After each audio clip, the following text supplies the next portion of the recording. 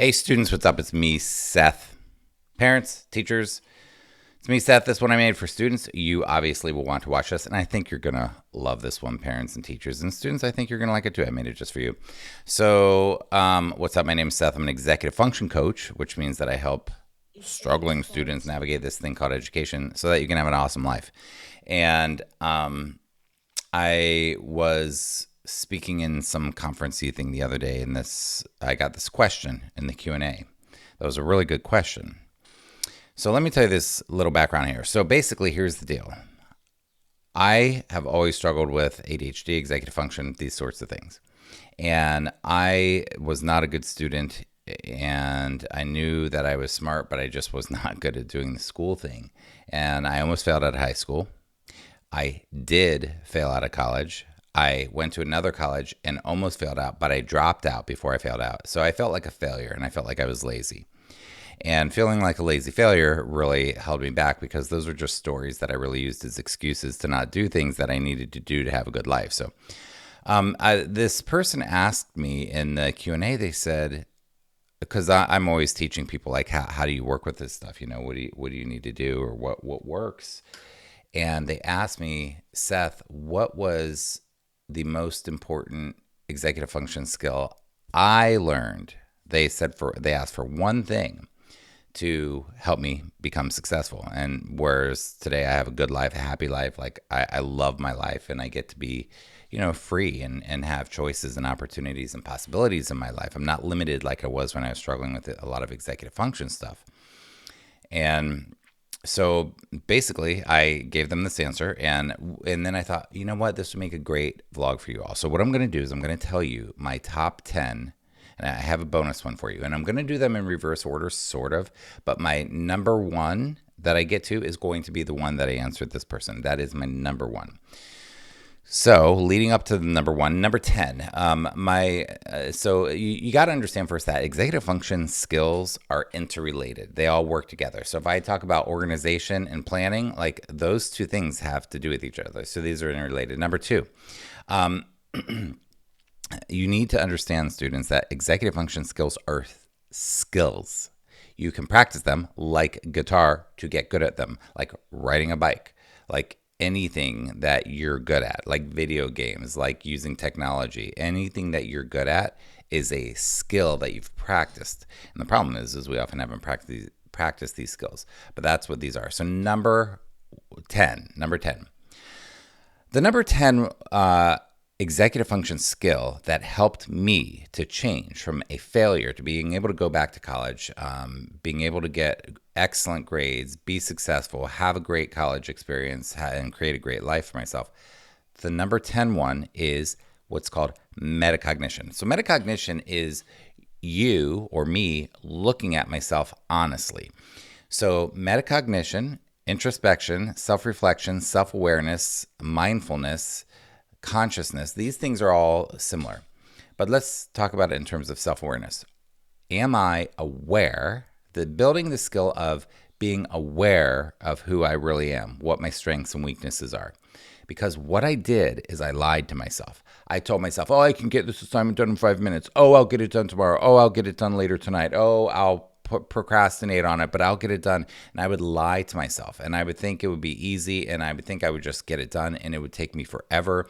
So being able to be self-aware is a skill, because it's easier to just lie to ourselves until it's not easier to lie to yourself. You know what I mean?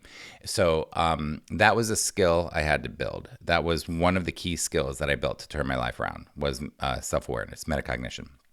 Number 2 executive function skill, or number 9, is focus skills to focus. Focus, concentration, attention, same thing. What's the opposite of focus?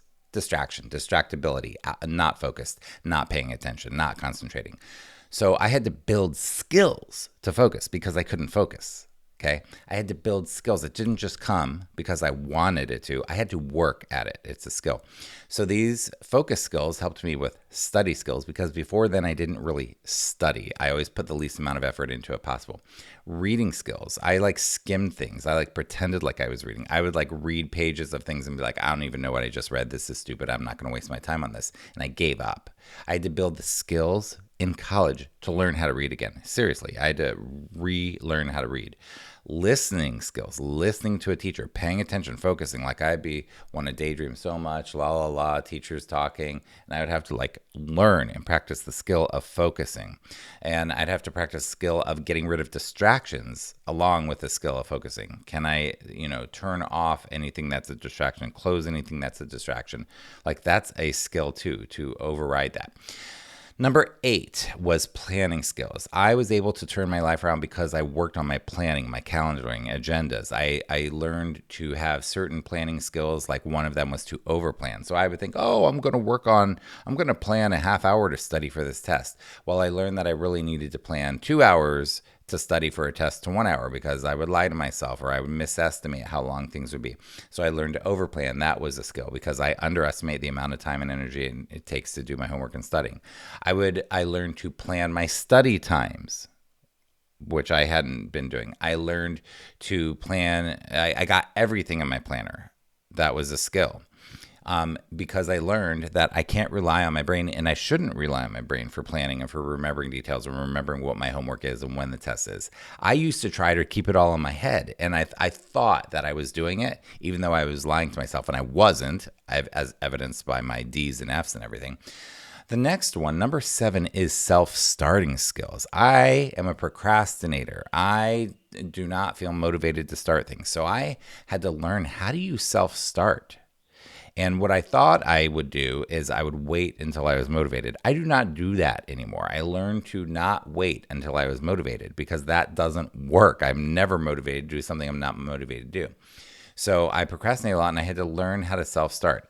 In doing that, I learned to use timers. I learned to use accountability that I'll talk about more in a minute. I learned to chunk things down into small chunks that I could conceive of myself actually doing it, 5 minutes, 10 minutes, 15 minutes of something, rather than thinking, I'm going to study for some. I would study for long periods of time, but in order to start, I had to think of it as a smaller chunk. So anyhow, I had to build skills for starting. It's not just, hey, choose to start. It's just, you just need to motivate yourself. I don't do that. So I had to trick myself into starting. I had to learn those skills. Next, number 6, maintenance skills. One of my problems was I might set up a great system of folders. I might set up my bedroom or office or study area in a great way. I might set up, organize all my papers or all my emails and get everything all organized. Well, the problem was that I didn't maintain those organizational systems. I didn't maintain my planners. Because I didn't maintain them, they fell apart. So what I had to do is learn that it's not just do it once and you're done. Like I have to maintain it. It's like sharpening a sword. It gets dull, so you have to maintain it. And a car, you have to get oil changes and maintain it. Like I had to maintain my systems, my organization, all of those things. The next, number 5, was Frankenstudy skills. So basically that was that I had to learn how to take notes, how to study, how to show up to class on time, how to do all these things my way. There are so many people that give advice. Here's how you use a calendar and a planner and folders and 3-ring binders. And some of it worked for me and some didn't. But what I had to learn was to take the advice that they gave me and pick the parts of it that I liked and apply it to myself. And not just say, what I used to do is I'd be like, plannings don't work for me. And I would make these stupid excuses. Oh yeah, studying doesn't work for me. Oh yeah, it doesn't. And I would have these things and I would just put myself in a position where I'm just not able to get anything done. I'm lying to myself, saying it doesn't work for me because I wanted to give up because it wasn't easy. I just wanted to do things that were easy. And that did not get me anywhere in life.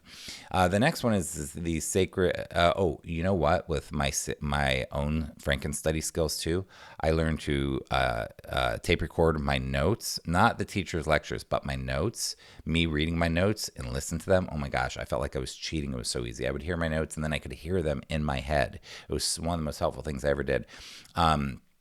I would draw on my notes. I would doodle on my notes. I would make visual reminders for myself. All these things to Frankenstudy and tailor it to myself, really worked for me. Drawing my notes. I'm creative, and drawing my notes, just drawing and doodling on them really helped me learn faster and easier. And my notes did not look like anybody else's outline notes. Like my notes look like a big piece of art, and I learned better that way. Sacred study space skills. Number 4, I had to build skills to maintain a study space. Like right now, I'm sitting at my sacred study space. space, literally. I'm at a standing desk. I have my chair. I sometimes stand when I'm working. I have my microphone here. I have my drawer with all my sticky notes. I have whiteboards. I have everything in the sacred study space. It's clean. I have the lighting I want. So I have plants here. I've like made it mine. I had to learn to create I couldn't just study at the table. I couldn't study in bed. I couldn't study on the couch, because when I did that, I didn't get anything done, and it took me forever. And I wanted to get on to doing fun things and like really learn how to study. So making a great sacred study space was number 4.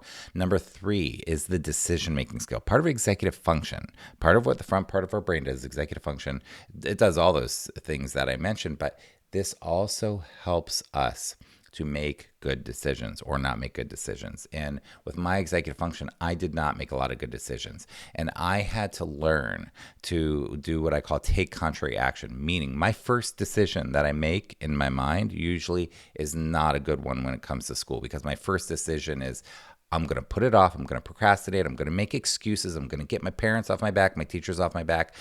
Don't bug me. My decision is I don't want to do this thing because I got more fun things to do. But that was setting me up for a miserable life where I failed out of college, dropped out of the next college. I just didn't have a lot of opportunities, and that did not work for me because I lied to myself. So the decision making, take contrary action. Do the opposite of what I think I should do. My first instinct is, no, I don't want to do it. Do the opposite of those things was really important in my decision making.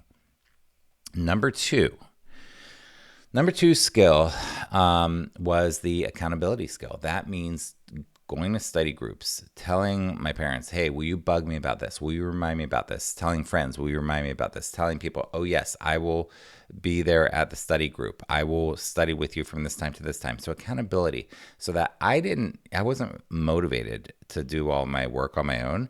But when I would tell people I'll be there, I at least would show up and get a bunch of stuff done with other people. It was more fun that way. Accountability on Zoom or whatever. There's so many ways to do accountability, but that was the next skill. Now, the number one most important skill when this person asked this question, that executive function skill that I used to turn my life around, the number one most important thing is literally the number one most important thing to turn my life around is learning these skills of asking for help. It's so hard to ask for help. It was so hard for me to ask for help at first. That got easy. I didn't know it would be so easy until I tried it several times. Advocating for myself, saying, I care about myself. I love myself. I want to have a good life. I don't care that my brain tells me not to do a bunch of stuff. I'm going to figure this out. I'm not going to let my mind hold me back with my resistance and my decision making. I'm going to make a good life for myself. And I need help. I cannot figure this out. I don't know how to do this. Other people have figured it out. I'm going to ask people, how do you do this? I will go to office hours with professors or teachers. I would go to the writing center, the tutoring center, tutors, therapists. I've had plenty of therapists. They've been so helpful to me. Like some people think that therapists or counselors or psychiatrists or psychologists means that there's something wrong with you. There is nothing wrong with me. I'm not broken. I don't need to be fixed. I am good enough. But asking those people, therapists, they know what they're doing. That's what they're trained in, for help. They have helped my life. Tutors have helped my life. And getting like tutors proactively, like not waiting until there's a problem and learning to ask for help before there's a problem. Like at the beginning of a semester, like math was hard for me. So I would go to the tutors at the beginning of the semester and get off on a strong footing with asking for help is the number one most important thing. Telling my parents, hey, I need help. I don't know how to do this. Telling my friends, I don't know how to, it's so easy for me nowadays to say, can you help me? In any situation, it's crazy. It's just so easy now because I don't have my ego tied up in thinking that, there's something wrong with me if I need help. Everybody needs help, and every single successful person, successful athlete, musician, artist, entrepreneur, every single successful person that you admire and respect has learned to ask for help. They would not be where they are without asking for help. None of them, 100% guarantee that. So, and I told you I'd do a bonus. So those were the 10. My bonus is this. My bonus skill that I learned, and I think this is really important and really big picture, but the bonus skill that I learned that really helped my life and really helped me be happy is the skill of service, the skill of giving. Every Sunday, I make a video for people. Why? I want to give. This is part of how I give back to the world. People gave to me, I give back. The skill of service, of helping people, helping my parents with the dishes or cleaning the house and not complaining, like offering help, helping somebody who's in trouble, helping somebody who's broken down on the side of the road with their car, like just being helpful to people. And not expecting anything, just being helpful to be helpful is one of the biggest skills. It's called generosity.